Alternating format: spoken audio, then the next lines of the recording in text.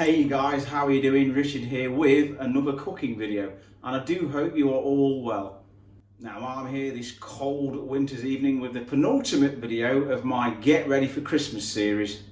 Tonight I'll be doing a get ahead gravy, and this is a gravy which you can cook well ahead and store in the freezer for up to 3 months. I'll be doing it actually it's about 4 or 5 days ahead now, so I'll be sticking it in the freezer, and on Christmas Eve I shall take it out, put it in the fridge and let it defrost so much in a bowl, and on Christmas Day just pop it in one of your pans. It probably won't be fully defrosted at that point, just let it gradually defrost as the day goes ahead, and if you need to pop it in the microwave to help it defrost, then do so. And then you just reheat, and Bob's your uncle, there's your gravy. It's perfect. It's a little bit of prep, but it's absolutely delicious. I hope you've watched my slow cooker turkey recipe, and this doubles up really well with the gravy that makes. So if you are cooking that turkey, definitely check this out, and I will leave a link to my turkey recipe in the channel description for this video. So what are we waiting for? Let's get prepping. First of all, I've chopped about 3 carrots and 2 onions, just roughly chopped, not massive like I always say. And just before you start your prep, preheat your oven to 180 degrees Celsius or 350 degrees Fahrenheit. So yeah, as I said, I've got 2 or 3 carrots, 2 onions just roughly chopped, and some celery, a couple of celery sticks, and you could pretty much put the whatever veg you've got left over. A few sprigs of fresh rosemary and fresh sage. Try and get it fresh if you can, guys. And this is what makes it all Christmassy, the star anise. Don't come anywhere, give it a good old ruffle. Go on with what I've had left over. It's 3 rashers. You can put 4 on, you can put 3 on if you want, of streaky bacon or smoked streaky bacon. The choice is yours, and we'll just move that out of the way. And we're going to do the fun bit. So move your tray out of the way and get yourself about 10 chicken wings. Now these are like a £5 from the supermarket, they're nothing. Don't get good quality ones because you just have to a good stock from it. And of course, once we've finished all this, if you want to nibble on them, you're quite welcome to. So we'll put them in between 2 pieces of cling film or cling wrap, whatever you want to do. And the weapon of choice today is the rolling pin. So just again, as I've said in previous videos, this part is where you pretend it's someone you don't like. So just give it a good old batter up. Make sure I get stuck in there. You want to hear them bones crack. The reason I use cling wrap is because I don't want chicken bits floating all over the kitchen. It's not good. So I'll carry on doing this and we'll get to the next part. Okay, that's my battering finished. Again, the better you give those a good old smashing, the more flavour they will release when you make your gravy. So get them in your baking tray, go over with some olive oil. Some salt, pepper first.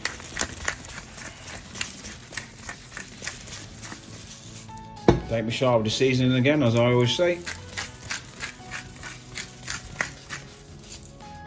Give that a good old mix up and make sure everything is coated in the olive oil, because if there's no olive oil on a certain part of the veggies, there's a bit that doesn't want to be roasted, it'll burn. So mix up as best possible. That'll do. Now we're going to bake that in our preheated oven, again 180C 350F for an hour, and we'll go to the next little part. Okay, the hour is up. I wish you could smell this kitchen right now. It smells so Christmassy. It's the star anise and roasting. It just smells delicious. Now I've emptied the contents into a large saucepan, and we need to deglaze this pan with a little bit of boiling water. I mean, you can't leave this behind. You get as much of it as you can up. Give it a good old scrape. All these little bits of liquid gold. Let's tip that into our pan, which is waiting. Now I've got the pan on a low to medium heat, Now, as with all my recipes, I will include the ingredients on the channel description. Now, it's now optional this pot, a little bit of sherry or a little bit of port, about 75ml. I'm just going to pop that in. It just makes it taste that little bit more sweet and Christmassy. I'm going to bring the hob up and just let that boil away for about 2 minutes, just to cook the alcohol out. Rightio, the alcohol is now cooked off for about 3 minutes, as I said, so I've just dropped the hob down to a medium-low heat, just really, it's on a gentle simmer now. So I'm just going to go in with 4 tablespoons of plain normal flour. Just got a bit of a roux thickener going, and give that a good old stir. Now I think the beauty of this recipe is it's just one of those things on Christmas Day or Sunday roast day or whatever day.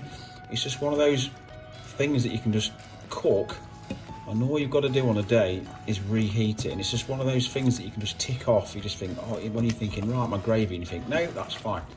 And if you're not combining this with my slow cooker turkey recipe, be sure at the end of this to add all the juices from your bird.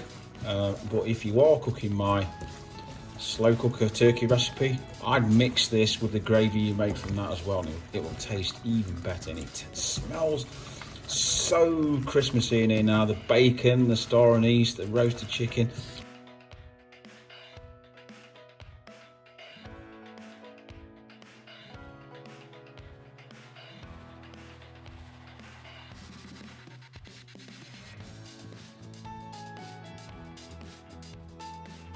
Okay, we're 15 minutes in. It's quite important, this bit. You can do it at the start if you want. Sometimes I'll do it at the start and I do it halfway through.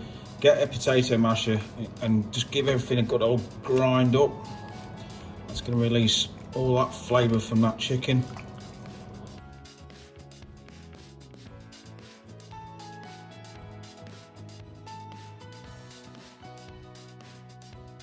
Now this has been bubbling away for about 40 minutes now, 10 minutes over, because it's taking its time to thicken up. I did up the heat a little bit, but if you do up the heat, just make sure you don't leave it for too long in case it does over reduce. It's not far off the consistency that I like it personally. So this is optional now, but it is a good thickener as well. I'm going to go in with 2 tablespoons. This is homemade, but you can use shop bought if you wish, of cranberry sauce. Give that a stir around. Again, it's always good to just to keep mashing away, just to make the most out of all that veggie and chicken wings. And now I think that is ready to strain. Right, let's strain it. I've got a big strainer, coarse strainer, over a large bowl. Actually, if you've got a bigger jug than I've got, go straight to a jug, but you need to go from the bowl to your jug so it's easier to pour.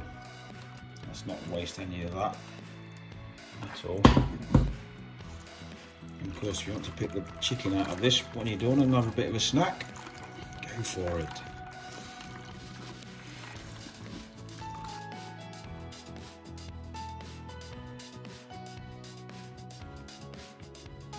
So it's looking good. Season to taste as well if you want. If you're going to reheat it on a day, get it in your pan and add a little bit more salt and pepper to taste to your preference. You will get about a gravy boat and a half out of this recipe, and as I've said, feel free to double it up or combine it with a little bit of shop bought chicken stock granules or whatever you want. So definitely give this a go. It's worth it for a special occasion. You will absolutely love it. Okay, one more video to come in my Get Ready for Christmas series, and that is simple sage and onion stuffing, and it really is easy. Now we're coming to the end of another year, and a year for us that's for everyone. It's sucked. I've enjoyed getting my channel up and running. It's been fun. Slowly growing. If you've not subscribed to the channel, please consider subscribing. It absolutely means a lot to me. I really appreciate it. And if you do, leave a comment in one of the videos so I can thank you. Now, of course, you don't have to just use this gravy recipe for Christmas. You can use it for any chicken dinner or any white meat dinner you're having. So don't stick to it for Christmas. You can use it anytime. But if you are cooking this for Christmas Day, I do hope it goes fantastically, swimmingly well. And again, let me know if it does. if you've used any of my recipes especially.